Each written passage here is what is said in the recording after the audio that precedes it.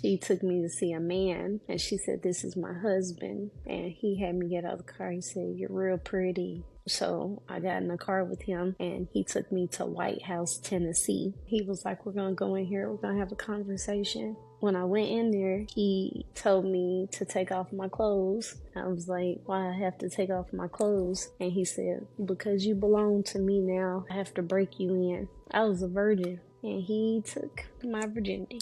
He was probably in his 30s, and I was 15. He said, "Now you're going to work for me." It was 2008, August the 14th. And I lost everything. I lost myself. I had to sleep with 14 people that day for low amounts of money. It ruined me. After the 14th, it was every day of my life, sleeping with 14 to 30 men every day, going to different parts of Tennessee, walking the streets, being forced to do them and make that money every time. Every hour he would come to collect or send someone to collect the money, and that's how it was every day. What kept me there was the fact that he scared me, and this is what happened in mid-October. We had got pulled over by the police. I didn't know who. I called them, and they told me I should have never called them. He told the white woman to bring me back to the house. When I went in there, he said, "You up with me," and he had his wife beat me. She blacked both of my eyes and she broke my nose. She stomped on me several times, and she was like, "You don't never call us, you don't never incriminate us or none of that." After getting beat up like that, it made me scared to leave because I didn't want that to happen to my family, and they still made me go to work like that. So I stayed because I'm scared, and after being beat up like that, I didn't want that to happen to anybody else. And people will tell you, you never know what you're going to do. I was a child, and I didn't know how I was going to be. And I haven't talked about this so long. So it hurts to talk about, because I wish I could have changed being in that situation. Having them to make sure that you do everything they say just so you don't get your ass beat. And take whatever they gave you, which it was every time I had to eat. When they told me to eat, I had to get up. When they told me to get up, I worked from 6 a.m. to 6 a.m. We had 1 hour, and that was every day. Going into the second year, I caught on to where I was working. I didn't say nothing. I didn't speak. When they felt like I made enough money on the streets, I was promoted. This was 2009 in the summertime. I was promoted to work at the truck stop, the TA truck stop. That's when I became a lot lizard. That's what they call them.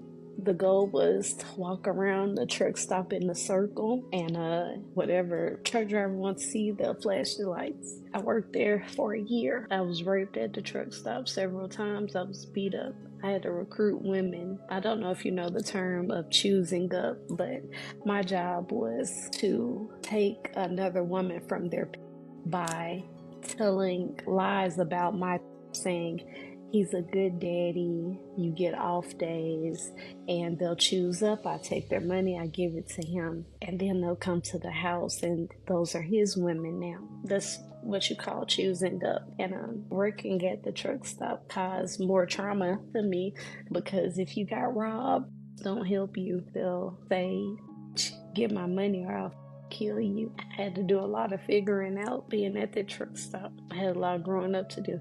No, and I couldn't tell them man my age. They didn't care, I don't think, anyway, because they knew I was young. I wasn't even fully developed like I am now. Working the truck stop for a year caused me to be more into a point where I'm just shutting down. The have already took over me. I didn't want to live no more. I was up here just hoping someone killed me. I was used. I said nobody gonna want me. Nobody's gonna love nobody like me. I asked. I prayed. I was hoping for an escape, and I thought God abandoned me. So I lost myself. And went on 2009 November. I'm gonna remember this for the rest of my life. His woman, the white woman, his bottom, fell in love with a trick at the truck stop. She abandoned me. I was looking for her for an hour. The was calling me. He said, "What y'all at?" She's planning her escape. She has his keys. She has everything. I go to the truck. The truck driver chases me with a knife, and they proceed to take off. I'm telling him they about to leave. He said, "If you don't get my keys, I'm gonna throat." So you know what I did? I hopped on. Once he got in the car, there's a little compartment where you can hold on to where they shut the truck. I rode on the back of that, hanging off, because we was at exit 42. He went up to, I think, Laverne. The people at Waffle House, 2 guys followed me, and they called the police because I was hanging on. My whole objective was to get the keys. That's it. So once he stopped, they didn't even know I was hanging on the back of the truck. We rode for about a mile and a half. It was cold and I held on. As soon as it opened up, I punched her in the face. I got the keys. The police was there. It was a whole bunch of going down. I hurried up. The met me there, and he congratulated me for getting his keys, the money. He said he didn't even want the. He was like, "I can't believe you rode on the truck." He was like, "So I'm gonna give you an hour off to work." So me risking my life on an 18-wheeler did absolutely nothing, but it made my job more harder. The ending part of me coming to the end, let me go back for a minute. Once that one white woman left and didn't come back, they took me to a underground bunny ranch in Dallas, Texas. Believe it or not, an underground bunny ranch. A lot of people are not familiar with that, but it's where a group of girls, about 15 girls is in there. They line up, powerful people of power line up and come sleep with us. Because I was new, I stayed there for 6 months. I made them a lot of money. I paid my house fee. I was the top booked girl because they knew I was underage and they paid more for me. Our rewards was a phone call to our daddies and let them know the progress. That was our reward. And you had to follow rules. You couldn't step on nobody's money or anything. And I graduated, so to say. I was the highly ranked booked. I probably made them over $2 million. I didn't see a dime. My job was to just get dressed, wash my body. Everything was protected. Sometimes the clients will pay to tie me up, and that's when I got concerned to be tied up and hog-tied. I never knew if it was gonna be my last time. The final straw was December in 2009. I was coming back from being there. I'm back at the truck stop again, and this is where the hellish nightmare became. A client that I've seen before, he said, "I want to see you." It was $1,000 on the line. So I was like, wow, $1,000. I'm gonna go ahead and do it. He paid me, and then he had 5 other people come in the truck, and I got raped and I got beat up. Nobody used protection. They had beat me up so bad they took my body lifeless and tied me to a pole behind one of the trucks, and they took off. It was winter time. A white woman found me and called the police. That was the final straw for me. The problem is the healing aspect. When you've been stuck on drugs for so long, and I didn't see no value in myself. I didn't want to live no more. I didn't want to see the value. I didn't have a value. I was ran through. I felt like the scum of the earth, and I can honestly say that to you. It changes your life, and I think people need to be more understanding about their surroundings and who they allow to be around them, because you never know. This the darkest day of my life. After I got out of the hospital, I went to the house where they would keep the girls at. No one was there. I grabbed some clothes. I hid some money inside my, like, a couple of hundred. I called one of my friends and I told her, I said, "I can't explain to you." I said, "But can you pick me up? I'm in danger."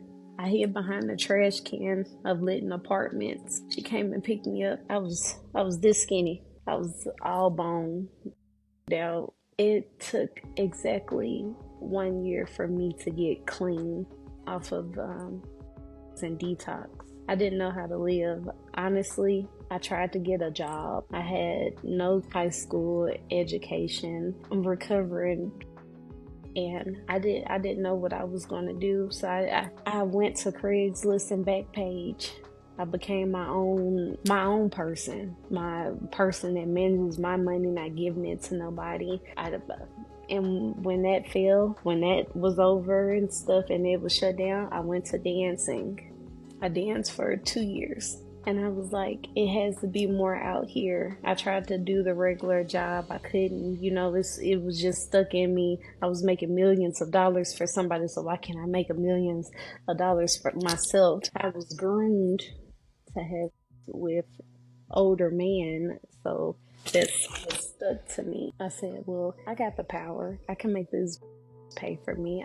It's my body. So I had to change up. But when I felt like that did not suffice, I went to dance, and I was in Clarksville, Tennessee. And it still wasn't enough money for me because I was to the money. So in 2012, I met up with a famous star, and I wanted to get into the game, and I did my research. I only hit up the top people. That's how I became Monroe Sweets, and that's how my star life happened. Okay, so breaking down into it, me being in the adult film star life, I do have the power. Many men lust over me. There's nobody making me give them money, beating my ass or anything.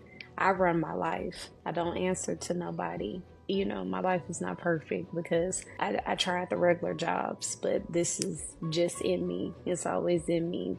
I'm great at that. That's not a brag. I am. But I wanted to capitalize off of it. So now, forwarding into 2023, I've made enough money. I've opened up my private kitchen in Atlanta, Georgia. I am a full-time content creator, brand ambassador, and film producer. I have used my platform to help women who are like me, and I help them find jobs, help them rebuild themselves like it's not over. And on the ending of that, I use my platform to teach ignorant people about in the industry. We were all once people, and you never know why we are doing what we do. So I have gravitated to wanting to tell people it's not too late for them. And I went to hella therapy. Therapy has helped me become, I know what I do is not good for people, but it's good for me. And if I can help people understand, you can't judge a book by its cover. You just got to learn from them.